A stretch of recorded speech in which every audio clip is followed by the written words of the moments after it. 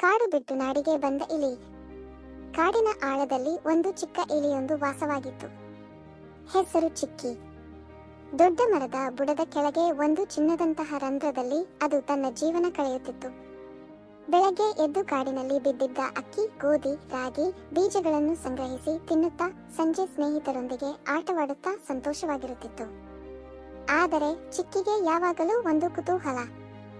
ದೂರದಲ್ಲಿ ಕಾಣುತ್ತಿದ್ದ ದೊಡ್ಡ ದೊಡ್ಡ ಬೆಳಕುಗಳು, ಗಾಡಿಗಳ ಸದ್ದು, ಜನರ ಗದ್ದಲ, ಇದೆಲ್ಲ ಏನು?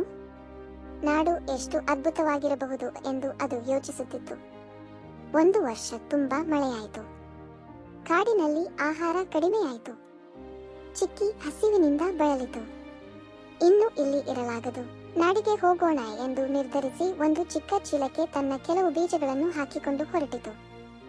ದಾರಿಯಲ್ಲಿ ದೊಡ್ಡ ಹಾದಿ, ಗಾಡಿಗಳ ಓಟ, ಧೂಳು, ಚಿಕ್ಕಿಗೆ ಎಲ್ಲವೂ ಭಯಾನಕವಾಗಿ ಕಂಡಿತು. ಆದರೂ ಹಸಿವು ದೊಡ್ಡದಾಗಿತ್ತು. ಕೊನೆಗೂ ಅದು ಒಂದು ದೊಡ್ಡ ಅಂಗಡಿಯ ಹಿಂಭಾಗಕ್ಕೆ ತಲುಪಿತು. ಅಲ್ಲಿ ಏನೊಂದು ಸ್ವರ್ಗ!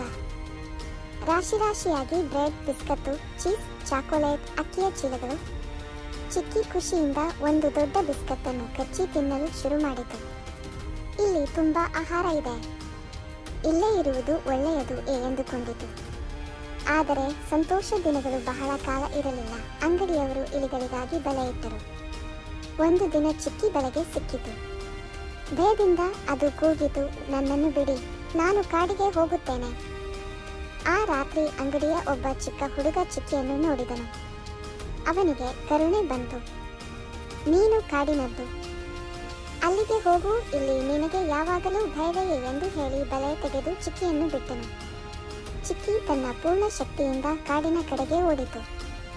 ದಾರಿಯಲ್ಲಿ ಗಾಡಿಗಳು, ನಾಯಿಗಳು, ಬೂದರುಗಳು ಎಲ್ಲವನ್ನೂ ತಪ್ಪಿಸಿಕೊಂಡು ಕೊನೆಗೂ ತನ್ನ ಹಳೆಯ ರಂಧ್ರಕ್ಕೆ ತಲುಪಿತು.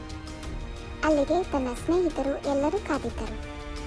ಚಿಕ್ಕಿ, ಎಲ್ಲಿ ಹೋಗಿದ್ದೆ ಎಂದು ಕೇಳಿದರು. ಚಿಕ್ಕಿ ನಗುತ್ತಾ ಹೇಳಿತು, ನಾಡಿಗೆ ಹೋಗಿದ್ದೆ.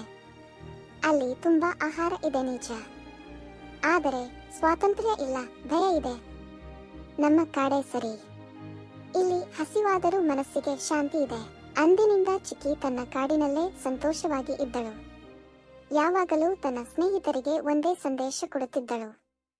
ಕಾಡು ಬಿಟ್ಟು ನಾಡಿಗೆ ಬಂದ ಇಲಿಗೆ ಒಂದು ದೊಡ್ಡ ಪಾಠ ಸಿಕ್ಕಿತು. ಸ್ವಂತ ಮನೆಯ ಸಂತೋಷವೇ ಅತಿ ದೊಡ್ಡ ಸಂಪತ್ತು.